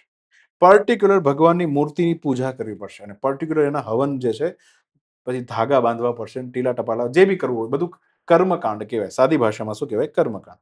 અને એના માટે આખો નાખો એક વેદ પણ છે, યજુર્વેદ. સમજ પડી ને તમને? તો અલ્ટિમેટલી ઈશ્વર સુધી પહોંચવાનો એક રસ્તો છે કર્મકાંડ. હવે અહીંયા સમસ્યા શું છે? કર્મકાંડ જે છે એ આ બધા યજ્ઞ, મૂર્તિ પૂજા કોણ કરી શકે સમાજની અંદર? માની લો કે હું એક નીચી જાતિમાંથી માણસ છું અને મને હવારમાં ઈચ્છા થઈ કે મારે મારા ઈશ્વર સુધી પહોંચવું છે. તો શું કેન આઈ પરફોર્મ યજ્ઞ? હું યજ્ઞ કરી શકું? Answer is no. કારણ કે હું નીચી જાતિમાં છું. તો બ્રાહ્મણો એ સમયે લો બનાવ્યો હતો, કર્મકાંડ કરવાનો એકમાત્ર અધિકાર જે છે માત્ર કોની પાસે છે? બ્રાહ્મણો પાસે છે. તો યજ્ઞ એ જ કરાવી શકે, મૂર્તિ પૂજા વ્યવસ્થિત એ જ કરાવી શકે, હવનો પણ એ જ કરાવી શકે. તમારે એની પાસે જવાનું અને બદલામાં એને પાછી દક્ષિણા બક્ષિણા પણ આપવાની. ત્યારે જઈને યજ્ઞ જે છે એ શુદ્ધ થાય અને અલ્ટિમેટલી ઈશ્વર જે છે આપણી પર રાજી થાય અને મનુષ્યની જે ઈચ્છાઓ છે, એ ખેલ તો આખો ઈચ્છાઓનો જ છે કે મનુષ્યની ઈચ્છાઓ જે છે એ પૂરી થાય. ઈશ્વર સુધી હું કરવા પહોંચવું છે? ઈચ્છા હોય, પુત્રના કામની ઈચ્છા હોય, ધન સંપત્તિની ઈચ્છા હોય, એટલા માટે જે છે કર્મકાંડ થતા હોય છે. તો એક રસ્તો તો આ છે જે બ્રાહ્મણોએ બનાવ્યો હતો. જબરદસ્ત સેટઅપ આખું ગોઠવી દીધું. અને જો બ્રાહ્મણો દ્વારા ઈ સમયના સમાજને, ઈ સમય અત્યારની વાત નથી કરતો, ઈ સમયના સમાજ જે છે એમાં ડર બી પેદા કર્યો હતો કે જો તમે યજ્ઞ ન કરાયો તો તારા જીવનમાં એટલો મોટો કોપ આવશે. જો તે પર્ટિક્યુલર ભગવાનની પૂજા ન કરી તો તારું જીવનનું ધનોત નીકળી જશે. એટલે મનુષ્ય બિચારો બીવે. એટલે ફરજિયાત જે છે પોતાના સંપત્તિ વેચીને પણ અલ્ટિમેટલી યજ્ઞ અને હવન જે છે કાયદેસર કરાવે છે. આમ કરીને બિઝનેસ જે છે સારામાં સારો એ સમય ચાલી રહ્યો હતો. પણ ઈશ્વર સુધીની પહોંચ મનુષ્યને મળી રહી નહોતી. ક્યાંથી મળે? યજ્ઞ કર્યા પછી થોડું કે ઈશ્વર આવવાના તો છે નહીં. તો અલ્ટિમેટલી ખેલ આખો એવો થઈ ગયો કે કર્મકાંડ વાળો રસ્તો જે છે એ ખાસ ચાલતો નહોતો. બીજો રસ્તો ભારતની અંદર મનુષ્યને ઈશ્વર સુધી પહોંચવાનો બીજો હાઈવે છે, એ છે જ્ઞાન અને દર્શન, ફિલોસોફી. જેમાં એક આખું નાખી ભારતની બ્રાન્ચ છે જે એ લોકો એવું વિચારતા હતા કે આપણે ખૂબ જ્ઞાની બનીએ, પુસ્તકોના પુસ્તકો વાંચીએ, ખૂબ નોલેજ ગ્રહણ કરીએ, બહુ ડિટેલમાં એનાલિસિસ કરીએ કે બ્રહ્માંડ કઈ રીતના બન્યું, સ્ટાર્સ કઈ રીતના બન્યા, સ્પેસ કઈ રીતના, એવું બધા જ વિષય જે છે ખૂબ ઊંડાણપૂર્વકનું નોલેજ પ્રાપ્ત કરતા જઈએ તો એક સમય એવું આવશે કે આપણને બ્રહ્મનો, પરમાત્માનો અને ઈશ્વરનો શું થશે? અહેસાસ થશે. That is the second highway, national highway number 2, જ્ઞાન અને દર્શનનો રસ્તો. પણ તમે વિચારો, જ્ઞાન જે છે એ સંપૂર્ણ જ્ઞાન સંસ્કૃત ભાષામાં હતું. કઈ ભાષામાં હતું? સંસ્કૃત. જ્ઞાન આધારિત જે દર્શન પેદા થાય એના વિશે ચર્ચા કરવાવાળા વ્યક્તિઓ બી તો સંસ્કૃતમાં વાતો કરે. તો સામાન્ય મનુષ્યની હું જે વાત કરું છું, એકદમ નીચી જાતિના માણસો છે, સામાન્ય માણસ છે જેની પાસે એટલું બધું જ્ઞાન નથી, સંસ્કૃત ભાષા ઉપર પકડ નથી, આ બંને રસ્તા એના માટે અઘરા છે. બંને રસ્તાના માટે અઘરા છે. હવે ભારતની અંદર જે છે આ બે રસ્તા વર્ષોથી ચાલતા હતા. તમે સમજો. અને હવે ભારતની અંદર 6ઠ્ઠી સદીમાં કાંડ જે છે ચાલુ થયો. 6ઠ્ઠી સદીમાં અલવાર અને નૈનાર કરીને દક્ષિણ ભારતમાં અમુક એવા સંતો આવ્યા. દક્ષિણ ભારતથી આ ચાલુ થયું છે આખું. અલવાર સંતો અને નયનાર સંતો, બે કેટેગરીના સંતો જે છે અલગ અલગ સમય આવ્યા છે. અને આ સંતો જે છે ને આ પ્રશ્ન ઉઠાવ્યો કે ભાઈ સામાન્ય માણસ જે છે એ ઈશ્વર સુધી કઈ રીતના પહોંચી શકે? એના માટે કઈ રસ્તો નથી. હવન કરાવવા જ પડશે. દર્શન, જ્ઞાન અને જ્ઞાન તમે સંસ્કૃતમાં રાખ્યું છે, ભણવાનો પાછો અધિકાર તમે દેતા નથી. હે ને? તો અલ્ટિમેટલી જે છે અઘરું થઈ જાય તો નવો બ્રાન્ડ ન્યૂ રસ્તો શોધવામાં આવ્યો. ઇટ ઇઝ ભક્તિ. હા, નવું જે છે સિમ કાર્ડ આવ્યું છે. સિમ કાર્ડ અહીંયા ભરાવી દો. તમે બેઝિકલી ઈશ્વરના તન, મન, ધનથી ભજનો ગાવાના ચાલુ કરો. બરાબર ને? તો જેવા ભજન ગાવાના ચાલુ કરશો તો ધીરે ધીરે ધીરે ધીરે તમને અંદરથી અહેસાસ થાય. ભલે થોડી ક્ષણ માટે અહેસાસ થાય, પણ એ જે અહેસાસ છે એ બ્રહ્મનો અહેસાસ છે, પરમાત્માનો અહેસાસ છે, ઈશ્વરનો અહેસાસ છે. હવે ભક્તિ નામનો ત્રીજો રસ્તો. હવે સીધી વસ્તુ છે, તમે એ વિચારી શકો છો ને કે પહેલા બે રસ્તામાં પ્રોબ્લેમ એ જ હતો કે પહેલા બે રસ્તા જે છે નીચી જાતિવાળા અને થોડું ઓછું ભણેલા લોકો માટે અઘરો હતો. તો હવે જે ભક્તિવાળા રસ્તો જે નવો ખુલ્યો છે તેમાં ધ્યાન રાખવાનું હોય કે જે ભક્તિના ભજનો બનાવવામાં આવવા જોઈએ એ ભજનો લોકોને સમજાય એ લેંગ્વેજમાં આવવા જોઈએ. સંસ્કૃતમાં ન બનાવાય ભજન સાહેબ. સંસ્કૃતમાં ન બનાવાય. સંસ્કૃતમાં ભજન બનાવશો ગાહે કઈ રીતના? ઓલા સંસ્કૃત બિચારાને નથી આવડતું. તો મારે લોકલ લેંગ્વેજ પકડવી પડશે, વર્નાક્યુલર લેંગ્વેજ પકડવી પડશે. તો તમિલનાડુમાં જો અલવાર નૈનારના બધા સંતો તમિલનાડુમાં અને કર્ણાટકમાં આટા મારે છે, તો ભાઈ ત્યાંની જે લોકલ લેંગ્વેજ તમિલ છે, કન્નડ છે, આ બધી લેંગ્વેજની અંદર એને ભજનો બનાવવાના શું કર્યા, ચાલુ કર્યા, કારણ કે આ જ લેંગ્વેજ સામાન્ય માણસ સમજી શકતો હતો. અને સામાન્ય માણસ સમજી શકે છે તો ફટાફટ એ ભજન ગાય, અને ભજન ગાતા ગાતા એને બી એમ થાય કે વાહ, હવે મારે આ પહેલા 2 હાઈવે પકડવાની કઈ જરૂર નથી, હું ત્રીજા રસ્તે પણ ઈશ્વર સુધી પહોંચી શકું છું. તો આને કહેવાય છે યુનિવર્સલાઇઝેશન થઈ ગયું. ભગવાન જે છે બધી સુધી પહોંચવાના ચાલુ થઈ ગયા. પણ એમ જ આખી સ્કીમ સમજો, ગ્રાન્ડ સ્કીમ છે. તો ખરેખર આંદોલન કોના વિરુદ્ધ છે? બ્રાહ્મણો વિરુદ્ધ છે, કુરીતિ વિરુદ્ધ છે, કે જેણે આવી એક સિસ્ટમ ડિઝાઇન કરી હતી કે ભક્તિ જે છે એ જ સાચો, સોરી, જ્ઞાન દર્શન અને કર્મકાંડ, આ જ 2 સાચા રસ્તા છે ઈશ્વર, પરમાત્મા અને બ્રહ્મ સુધી પહોંચવાના. હવે ભારતમાં પહેલી વખત ભજનો બનવાના ચાલુ થયા. 6ઠ્ઠી સદી, તમે સમજો, 6ઠ્ઠી સદી પહેલા કોઈ ભારતમાં ભજન કઈ હતું જ નહીં. જે ભજન આપણે આજે ગાઈએ છીએ, એટલે તન મન ધનથી નરસિંહ મહેતા, મીરાબાઈ ને બધાના જે ભજનો, તમે વિચારો નરસિંહ મહેતાના ભજન ગુજરાતીમાં કેમ છે? મીરાબાઈના ભજન પદાવલી આપણે જેને કહીએ છીએ એ લોકલ લેંગ્વેજમાં કેમ છે? સંસ્કૃતમાં કેમ નથી? અરે ભાઈ, આમ જનતાને સમજ પડી ભાષામાં બનાવવાની વાત હતી. સામાન્ય માણસને સમજ પડશે તોય ગાઈ શકશે ને, ગાતા ગાતા ઈશ્વર સુધી પહોંચી શકે. ખેલ છે ઈશ્વર સુધી પહોંચવાનું, કારણ કે માણસને બધી ઈચ્છાઓ પૂરી કરવા માટે એક જ તાકાત છે, એના ઈશ્વર. પડી સમજ? તો આ રસ્તો છે. જો કે અહીંયા આગળ જઈને 6ઠ્ઠી સદી પૂરી થાય ને પછી 7મી ને પછી 8મી, 7મી 8મી સદી જે છે એમાં વળી પાછું ચેન્જ થાય. 6ઠ્ઠી સદીમાં છે ને ભક્તિ એટલી ખતરનાક જામી, દક્ષિણ ભારતના ગલીએ ગલીએ જે છે અલવાર નૈનાર સંતો જે છે લોકોને ભજનો શીખવાડી રહ્યા છે કે ભજનો ગાઓ, તમે તારે ટેન્શન ન લ્યો, કોઈ કર્મકાંડ, યજ્ઞ, હવન, પૂજા, જ્ઞાન દર્શનની કંઈ જ જરૂર નથી. શાંતિથી ઈશ્વરને ભજો, સરસ મજાની આરાધના કરો, સવારમાં કરો, બપોરે કરો, પહોર અલગ પહોરમાં કરો, ચાલતું હતું. ત્યાં એક વ્યક્તિ આવ્યો. શું નામ છે એનું? શંકરાચાર્ય. તમે ભક્તિ આંદોલન ભણતા છો, તમને આમ અંદરથી કંઈક થવું જોઈએ કે ભાઈ વચ્ચે શંકરાચાર્ય કઈ રીતના આવ્યા. શંકરાચાર્ય તો કોઈ ભજન નથી આપ્યું, તો ભક્તિ આંદોલનમાં એનું શું કામ છે? ભાઈ શંકરાચાર્ય એટલા માટે આવ્યા છે કે એને ફરી પાછું જઈને કીધું કે ભાઈ, ભક્તિ જે છે એનાથી ઈશ્વર સુધી પહોંચી નથી શકાતું. એને ના પાડી, ભક્તિ માર્ગ જે છે ઈશ્વર સુધી પહોંચવાનો સાચો રસ્તો નથી. સાચો રસ્તો તો વચ્ચે વાળો છે. આ બી નથી, આ કર્મકાંડ વાળા બી સાઈડમાં રહેજો. વચ્ચે વાળો રસ્તો અઘરો પડે છે એટલે તમે છોડો છો ને, જ્ઞાન દર્શન અઘરું પડે છે એટલે તમે છોડી દો છો. શંકરાચાર્ય વળી પાછો જ્ઞાન માર્ગ પ્રસ્તુત કર્યો. આ પ્રશ્ન એક્ઝામમાં પૂછાઈ ગયો છે. જ્ઞાન માર્ગ લાવનાર કોણ છે? શંકરાચાર્ય. એને ફરી પાછું કીધું કે ભાઈ, ઓરિજિનલ વેદ વાંચો, એની અંદર આ લખ્યું છે કે જ્ઞાન અને દર્શન જ એકમાત્ર એવો રસ્તો છે કે તમે બ્રહ્મની પ્રાપ્તિ કરી શકો. તમારે નોલેજેબલ બનવું પડશે. વળી પાછા ભક્તિના પાટિયા ઉભા રહી ગયા.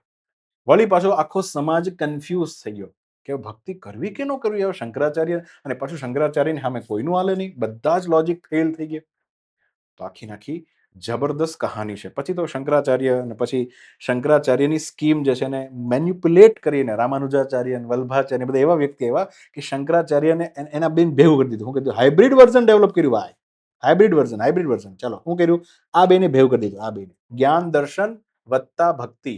થોડી ભક્તિ કરો, થોડું જ્ઞાન લો, થોડું ભક્તિ કરો, જ્ઞાન લો. એક હાઇબ્રિડ વર્ઝન ડેવલપ કર્યું જે આજ સુધી ચાલે છે. આજે આ જ ચાલે છે. સત્સંગમાં તમે ગયા હો, સરસ મજાનું પેલા ભજન ચાલે, પછી જે સરસ મજાનું જ્ઞાન આપે. ખ્યાલ આવ્યો ને? તો આ રસ્તો આજ છે. તો દરેકને ઈશ્વર સુધી પહોંચવું છે અહીંયા એટલા માટે કારણ કે આ ઈશ્વર જે છે આનંદમય છે, અને આનંદમય જે છે એ અવસ્થા સુધી પહોંચવું એ તમામ મનુષ્યોનો ટાર્ગેટ હોય, જેથી આ દુઃખોમાંથી આપણે મુક્ત થઈ શકીએ. અલ્ટિમેટલી ખેલ તો આ જ છે. ચાલો, તો હવે આપણે સમજીએ.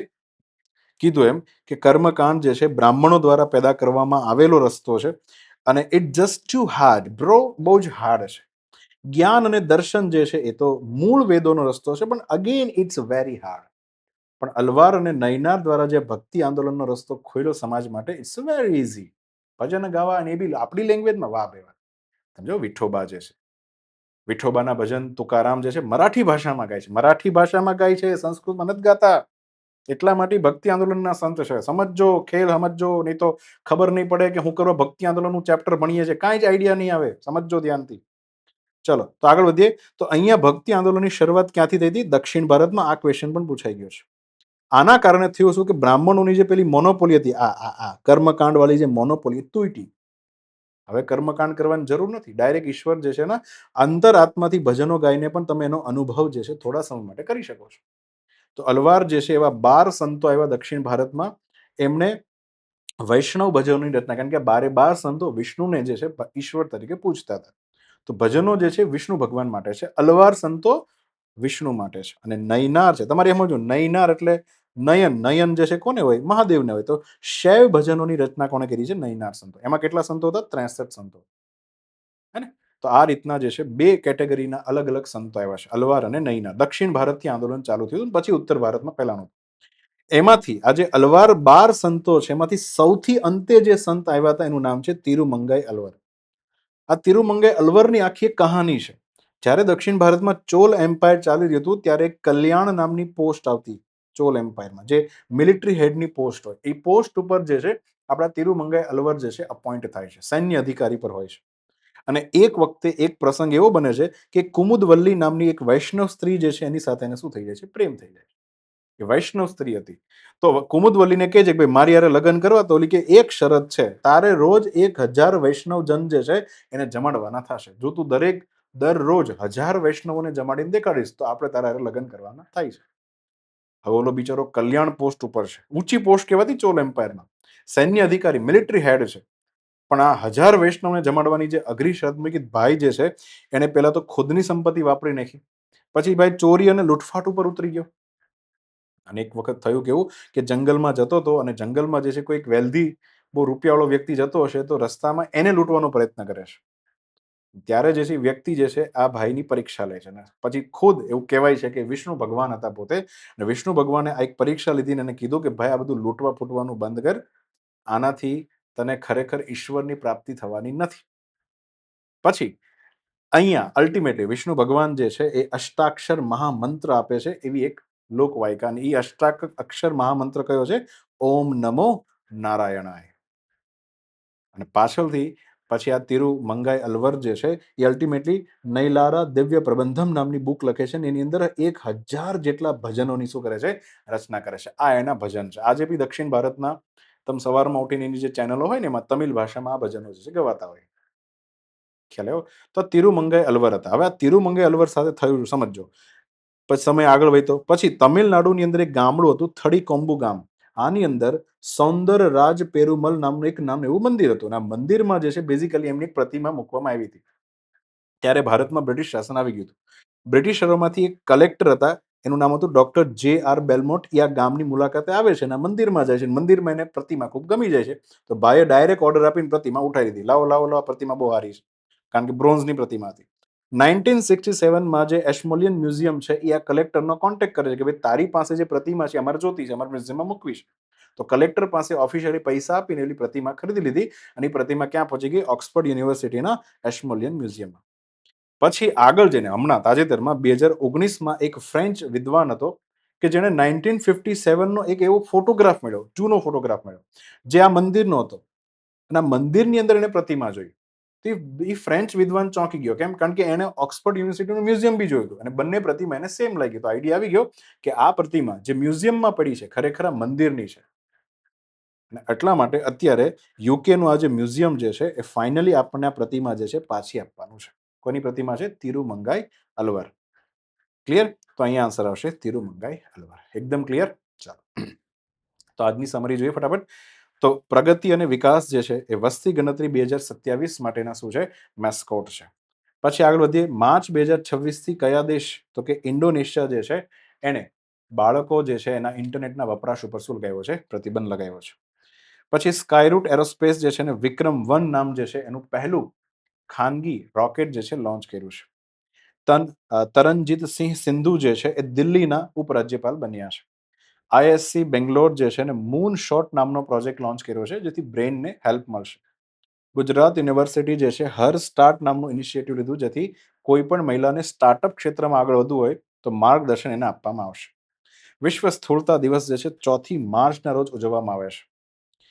ટકાઉ વિકાસ માટે વર્લ્ડ એન્જિનિયરિંગ ડે એ પણ 4 માર્ચ છે. તો એના માટે જે છે અદાણી ગ્રુપ જે છે એને ભાગીદાર બનાવવામાં આવી છે, કારણ કે એને કચ્છની અંદર આખો નાખો 30 ગીગાવોટનો સૌથી મોટો પ્લાન્ટ બનાવવાનું ચાલુ કર્યું છે. આ આંધ્રપ્રદેશની અંદર માનવ અને વન્યજીવન સંઘર્ષ ઘટાડવા માટે બેઝિકલી પ્રોજેક્ટ હનુમાન જે છે એ લોન્ચ કરવામાં આવ્યો છે. અશ્મોલિયન મ્યુઝિયમમાંથી જે છે એ તિરુમંગાઈ અલવર અલવાર અને નૈનારમાંથી જે અલવાર સંતો છે એના 12 સંતોમાંથી જે લાસ્ટ સંત છે એની પ્રતિમા જે છે એ તાજેતરમાં આપણને પાછી આપશે. ક્લિયર? તો અહીંયા શું થઈ ગયું? હવે આપણે આપણા જાન્યુઆરીનું જે સેશન ચાલે છે એનો આપણે ફટાફટ શું જોઈ લઈએ? રિકેપ જોઈ લઈએ. કયો આંતરરાષ્ટ્રીય દુનિયાભરની અંદર એક પ્રોટોકોલ છે કે જેના અંતર્ગત હ્યુમન ટ્રાફિકિંગ, બાળ તસ્કરી જે છે એની ડેફિનેશન સેટઅપ કરવામાં આવી હતી અને વિશ્વભરની અંદર જે છે એને ગેરકાયદેસર પ્રવૃત્તિ જે છે ગણવામાં આવી હતી.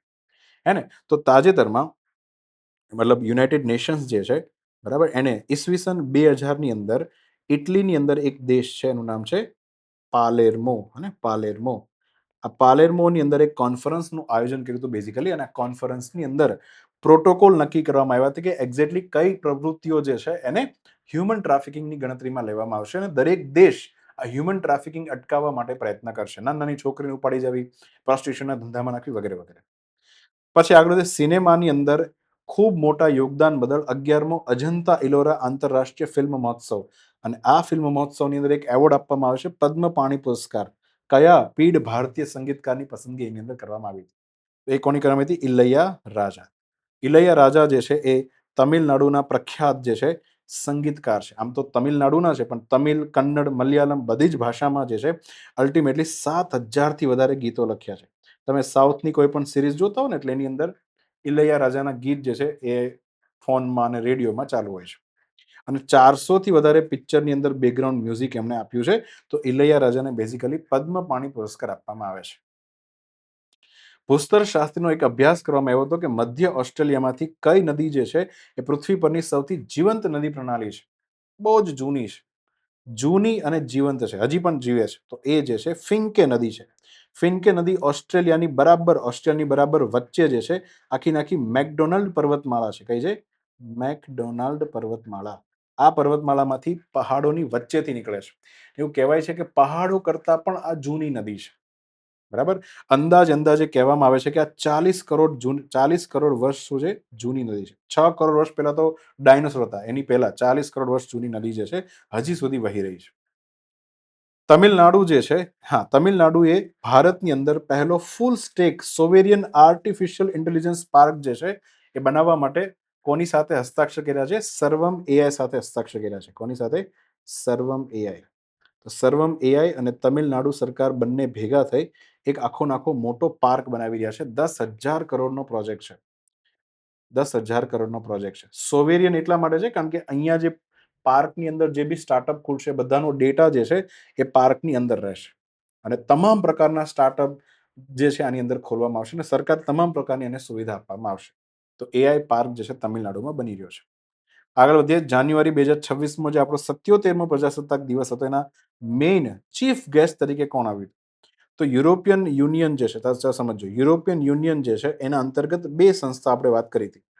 એકને કહેવાય છે યુરોપિયન યુનિયન કમિશન, આયોગ કહેવાય છે, હે ને? અને એકને કહેવાય છે યુરોપિયન યુનિયન કાઉન્સિલ, એટલે કે એને પરિષદ કહેવાય છે. પરિષદ કહેવાય છે. આયોગ જે છે એના હેડ કોણ છે? આયોગના હેડ કોણ છે ભાઈ? એનું નામ છે ઉર્સલા માસી. કયા માસી? ઉર્સલા. અને પરિષદ જે છે એના હેડ હતા એન્ટોનિયો. તો બંને જણાને જે છે નરેન્દ્ર મોદી સાહેબે બોલાવ્યા હતા. ક્યાં બોલાવ્યા હતા? ભારતની અંદર 26મી જાન્યુઆરીને ચીફ ગેસ્ટ. કેમ? કારણ કે 26મી જાન્યુઆરી પૂરી થાય પછી 27 જાન્યુઆરી જે છે ત્યારે ભારત અને EU વચ્ચે જે છે દુનિયાની સૌથી મોટી જે છે ટ્રેડ ડીલ થઈ અને એને કહેવાય છે ફ્રી ટ્રેડ એગ્રીમેન્ટ, મુક્ત વેપાર અધિકાર. બરાબર? તો આ જે છે એના માટે એમને બોલાવ્યા હતા. આગળ વધીએ. લોકપાલ અને લોકાયુક્ત અધિનિયમ 2013 હેઠળ ભારતની સર્વોચ્ચ ભ્રષ્ટાચાર વિરોધી સંસ્થાનો સ્થાપના દિવસ કઈ તારીખે ઉજવવામાં આવે છે? 16 જાન્યુઆરી. કારણ કે લોકપાલ અને લોકાયુક્ત એક્ટ જે છે એના 2013ના ડિસેમ્બર મહિનાની અંદર લોકસભામાં પાસ થયું હતું અને પછી 2014ની અંદર જાન્યુઆરી મહિનાના 16 તારીખે બેઝિકલી રાજ્યસભામાં પાસ થયું અને રાષ્ટ્રપતિ એની પર શું કર્યા હતા? હસ્તાક્ષર. કોંગ્રેસ ગવર્મેન્ટે બેઝિકલી આ કાનૂન જે છે પસાર કર્યો હતો કારણ કે અન્ના હઝારેનું આખું શું ચાલ્યું હતું? આંદોલન. તો લોકપાલ જે છે કેન્દ્ર લેવલ ઉપર ને દરેક રાજ્યમાં શું હોય છે? લોકાયુક્ત. બરાબર? આપણા કરંટ અત્યારના, અચ્છા, પહેલા ફર્સ્ટ લોકપાલ પહેલા તો કોણ હતા? એ ગયો 2019માં પહેલા લોકપાલ કોણ હતા? પિનાકી ચંદ્ર ઘોષ. એ ભારતના પહેલા લોકપાલ હતા. અને પછી ત્રીજા નંબર ઉપર અત્યારે જે છે, અત્યારે 2024થી ત્રીજા નંબર ઉપર લોકપાલ જે છે કોની નિયુક્તિ થઈ છે? તો તમારે છે ને શોર્ટ ફોર્મ યાદ રાખવાનું, AMP કે અજય માણવિલકર ખાનકર, હે ને, અજય માણવિલકર ખાનવિલકર, એમ કે યાદ રાખો, બરાબર. ચાલો આગળ વધીએ. 2 વખતના ચેમ્પિયન સૌરાષ્ટ્રને હરાવીને કઈ ટીમે પોતાનો પ્રથમ વિજય હજારે ટ્રોફીનો ખિતાબ જીત્યો છે? તો તાજેતરમાં વિદર્ભ જે છે એને સૌરાષ્ટ્રને હરાવી દીધું છે. વિદર્ભની ટીમ જે છે સૌરાષ્ટ્રને હરાવીને વિજય હજારે ટ્રોફી જે છે એનો ખિતાબ જીત્યો. વિજય હજારે ટ્રોફી જે છે બેઝિકલી લિસ્ટ એ ક્રિકેટ ટુર્નામેન્ટની અંદર આવે છે. લિસ્ટ એ ક્રિકેટ એટલે કે 50 ઓવરની મેચ વાળી ક્રિકેટ ટુર્નામેન્ટનો ભાગ છે. ડોમેસ્ટિક ટુર્નામેન્ટ છે બેઝિકલી, બરાબર ને. હા, અને બીજું આની અંદર એક વર્લ્ડ રેકોર્ડ પણ બન્યો છે. લિસ્ટ એ ની અંદર તમામ પ્રકારની મેચ આવી ગઈ, ઇન્ટરનેશનલ જે ચાલે છે બધી જ પ્રકારની 50 ઓવરની બધી જ મેચ. એમાં પુરુષોની કેટેગરીમાં સૌથી વધારે રન કરનાર ટીમ બની છે બિહારની ટીમ. કઈ ટીમ? બિહાર. સમગ્ર આખા વિશ્વની વાત થાય છે. બિહારની ટીમ જે છે ને તાજેતરમાં લગભગ 574 જેવા રન ફટકાર્યા હતા. હાઈએસ્ટ રન જે છે પોતાના બનાવ્યા છે, બરાબર. ચલો, સ્વિટ્ઝરલેન્ડના દાવોસમાં યોજાઈ રહેલી વર્લ્ડ ઇકોનોમિક ફોરમની વાર્ષિક બેઠકની સત્તાવાર થીમ શું હતી? Spirit of dialog. ડાયલોગનું ખૂબ શું છે? મહત્વ છે. સ્પિરિટ ઓફ ડાયલોગ, બરાબર ને. તો આ એની થીમ હતી. અને તમને ખબર છે કે આની અંદર આની અંદર એક અપડેટ આપણે વાત કરીએ તો વર્લ્ડ ઇકોનોમિક ફોરમની અંદર એક પહેલી વખત કંઈક નવું થયું હતું. ગ્લોબલ રિસ્ક રિપોર્ટ જે છે જાહેર કરવામાં આવ્યો હતો. Global risk report 2026. આ શું દેખાડે છે? દુનિયાભરની અંદર કયું જોખમ જે છે સૌથી વધારે છે? દુનિયાને સૌથી વધારે કયું જોખમ? તો અત્યાર સુધી પહેલા નંબર ઉપર હતું જળવાયુ પરિવર્તન. પહેલી વખત જે છે જળવાયુ પરિવર્તન જે છે બીજા નંબર પર ખસક્યું, અને પહેલા નંબર ઉપર દુનિયાને જે સૌથી મોટું રિસ્ક જે છે એ છે ભૂ રાજનૈતિક સંઘર્ષ. જમીન માટે અથવા તો જગ્યા માટે અલગ અલગ દેશો જે લડી રહ્યા છે એનો જે સંઘર્ષ. અત્યારે કેમ ઈરાન જે છે એની સાથે લડાઈ ચાલી રહી છે. વચ્ચે ગ્રીનલેન્ડ ટાપુ માટે જે છે અમેરિકાએ દબદબાટી બોલાવી હતી. તો આ જે છે પહેલા નંબર ઉપર. બીજા નંબર ઉપર જે છે ક્લાઇમેટ ચેન્જ જતું રહ્યું છે. તો આ બી ઇમ્પોર્ટન્ટ છે, યાદ રાખજો. પછી ભારતે પોતાનો એક નવો ઇન્ડેક્સ જાહેર કર્યો છે, રિસ્પોન્સિબલ નેશન ઇન્ડેક્સ. કયો દેશ પોતાની અંદર જવાબદાર શાસન જે છે કરે છે, જવાબદારીપૂર્વકનું રૂલિંગ કરે છે, એનું પહેલું સંસ્કરણ જે છે ભારતની અંદર આ વખતે લોન્ચ થયું હતું. હે ને, કોણે લોન્ચ કર્યું હતું? રામનાથ કોવિંદે. કોણે? રામનાથ કોવિંદ જે છે એમણે બેઝિકલી આ પહેલું સંસ્કરણ લોન્ચ કર્યું હતું, બરાબર. હવે વાત કરીએ તો આના વિશે, તો આ પહેલી આવૃત્તિ છે. આ વર્લ્ડ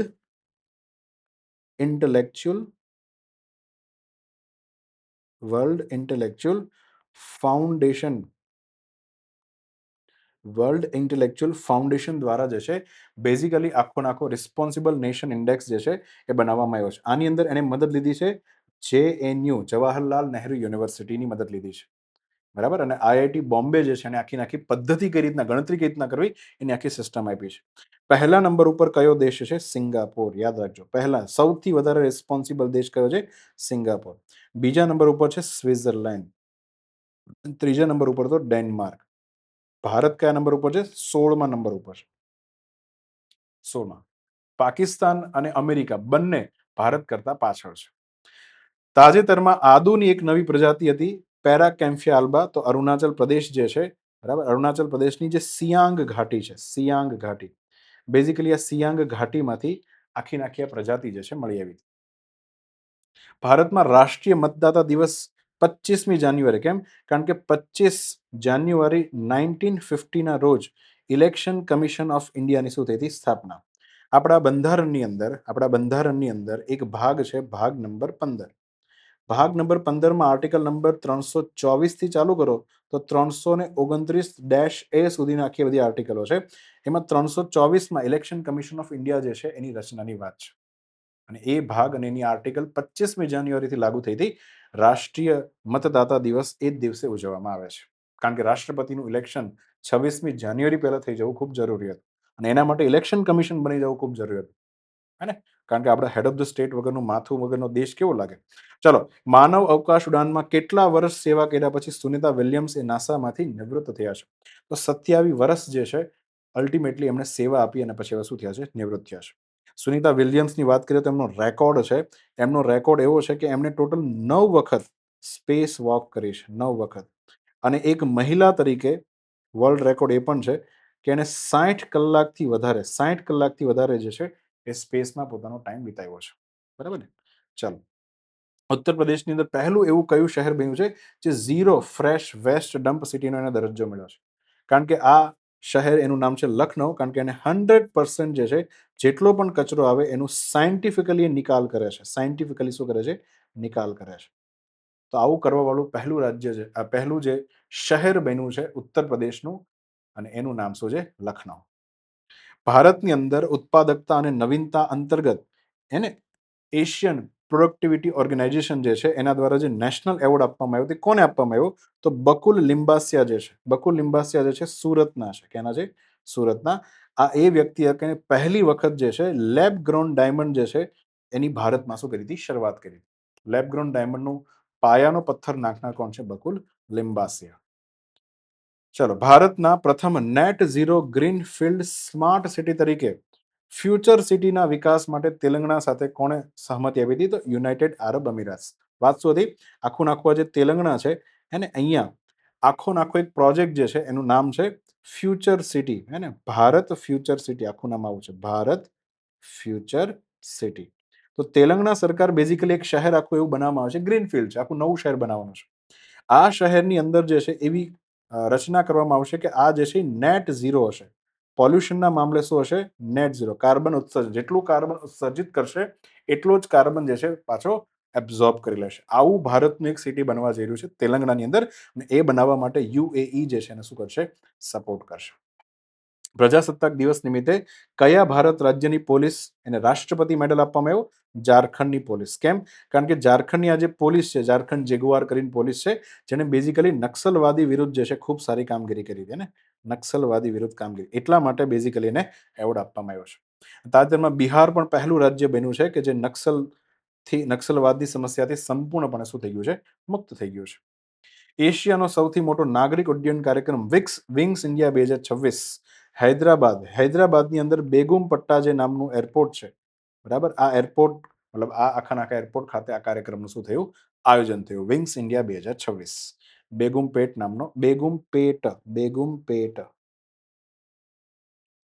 પછી આંતરરાષ્ટ્રીય અવકાશ મથકના મિશનમાં બહાદુરી માટે કયા અધિકારી અથવા તો કયા સ્પેસ એસ્ટ્રોનોટ જે છે એને અશોક ચક્ર એવોર્ડ આપવામાં આવ્યો છે? તો એના કોણ છે? શુભાંશુ શુક્લા. શુભાંશુ શુક્લા જે છે એ એક્ઝિયોમ મિશનની અંતર્ગત એક્ઝિયોમ 4 નામનું મિશન છે, એના અંતર્ગત જે છે તાજેતરમાં સ્પેસમાં ગયા હતા, અને એટલા માટે એમને બેઝિકલી અશોક ચક્ર, હાઈએસ્ટ એવોર્ડ કહેવામાં આવે છે, એ આપવામાં આવ્યો હતો. પછી કર્તવ્ય પથ જે છે એમાં 77માં પ્રજાસત્તાક દિવસની પરેડ દરમિયાન ભારતીય સેનાના નવા યુનિટ જે છે એનો પહેલી વખત એને જાહેરમાં પોતાનો દેખાવ કર્યો. તે કોણ છે? ભૈરવ બટાલિયન, હે ને?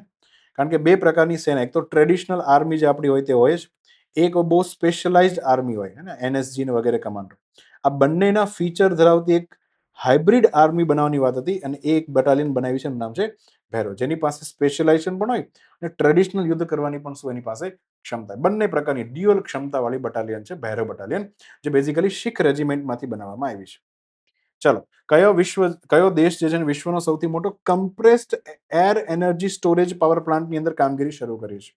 મતલબ કે આની અંદર જે છે ગેસ જે છે પહેલા કમ્પ્રેસ કરી નાખવાનો સોલાર વગેરે એનર્જીથી, પછી જ્યારે પાવર જતો રહે તો આમાંથી ગેસ રેઝ કરી અને ટર્બાઇન જે છે એની પર ફેરવવાનો, વળી પાછી વીજળી બનવા લાગે.